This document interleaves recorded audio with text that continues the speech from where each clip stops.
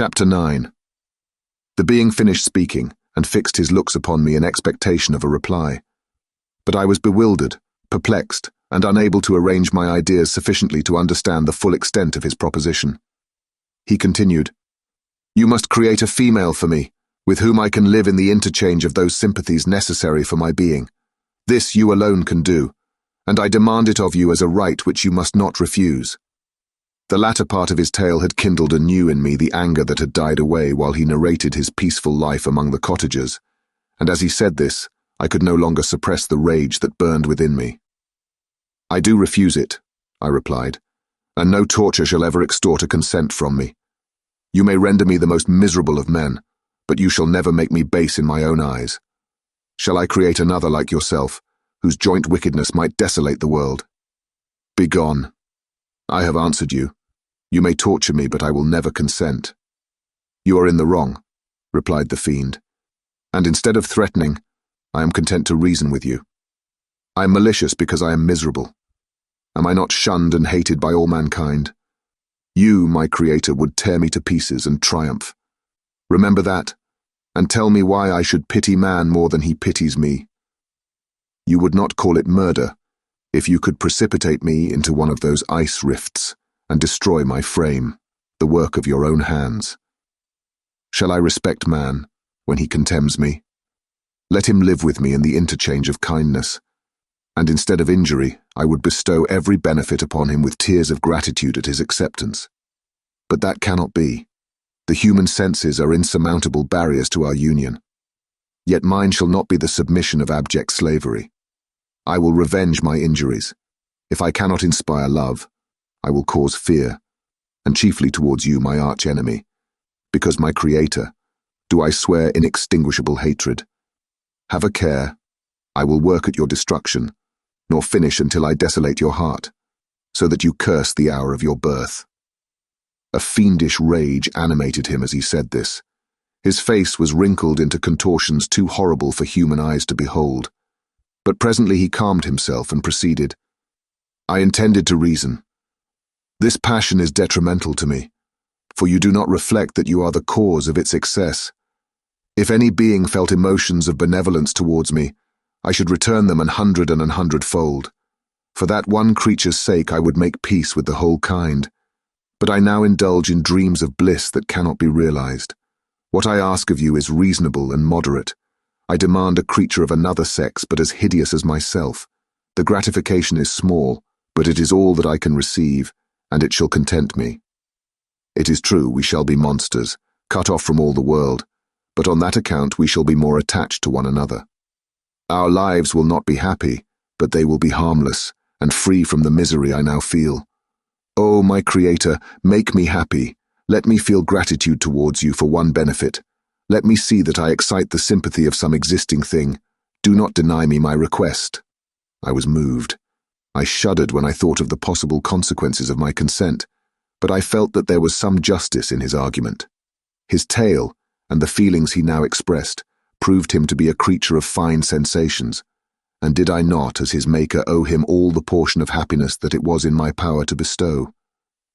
He saw my change of feeling, and continued, "If you consent, neither you nor any other human being shall ever see us again.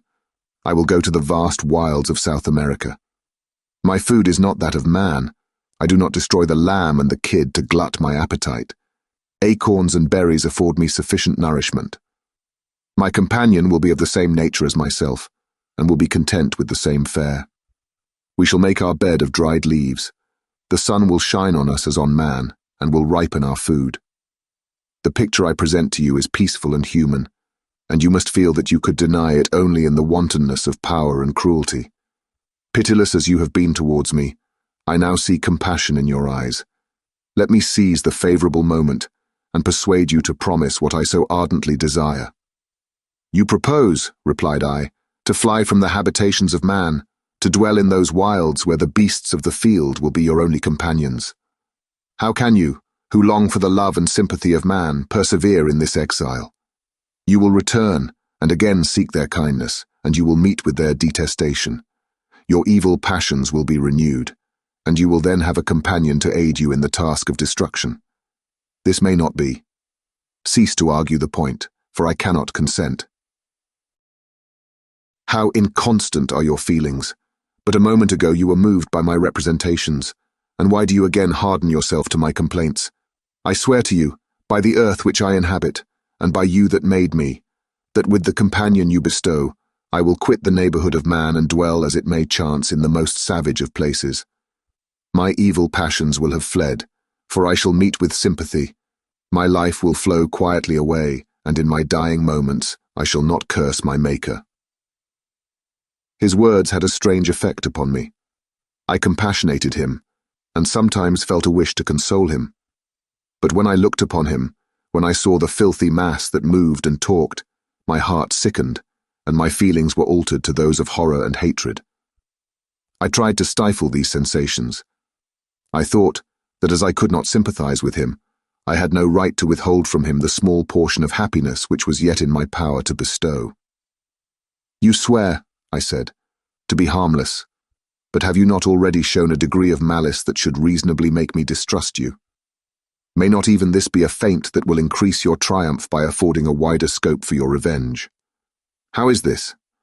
I thought I had moved your compassion, and yet you still refuse to bestow on me the only benefit that can soften my heart and render me harmless. If I have no ties and no affections, hatred and vice must be my portion.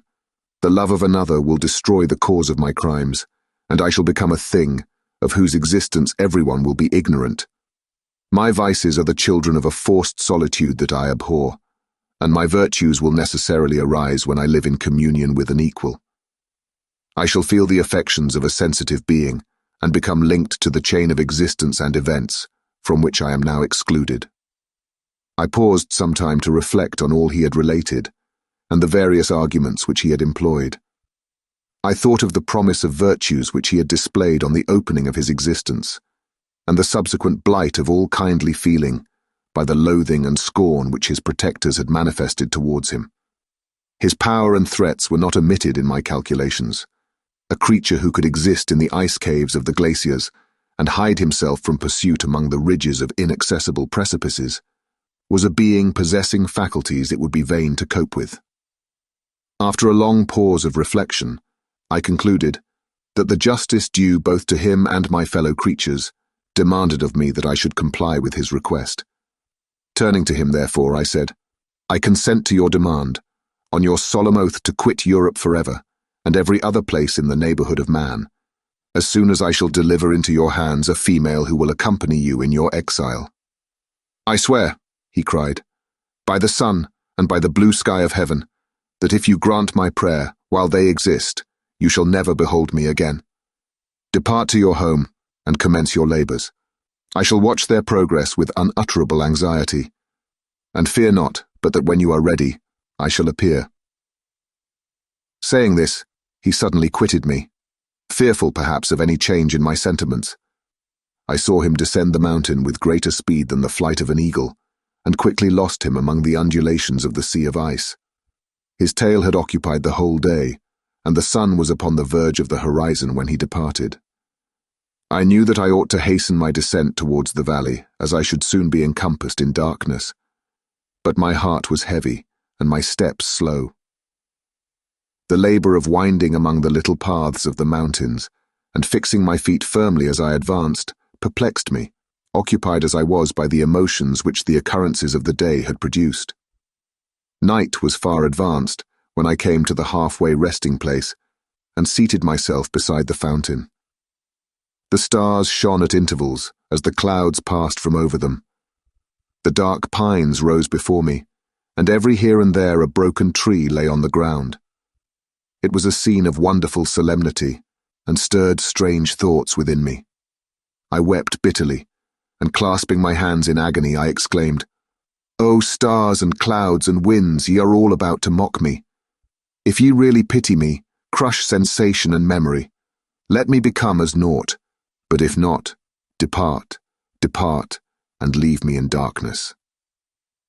These were wild and miserable thoughts, but I cannot describe to you how the eternal twinkling of the stars weighed upon me, and how I listened to every blast of wind, as if it were a dull, ugly siroc on its way to consume me.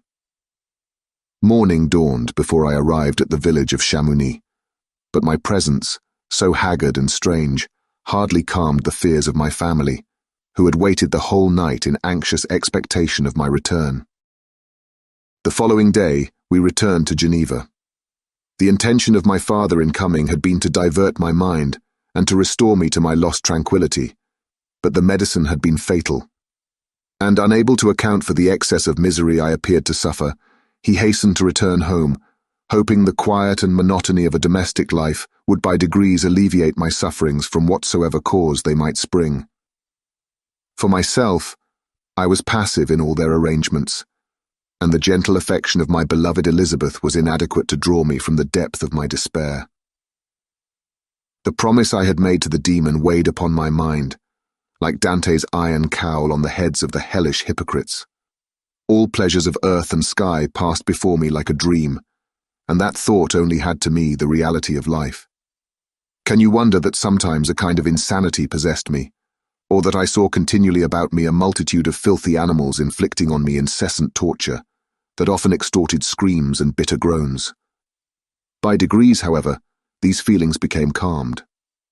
I entered again into the everyday scene of life, if not with interest, at least with some degree of tranquility. End of Volume 2.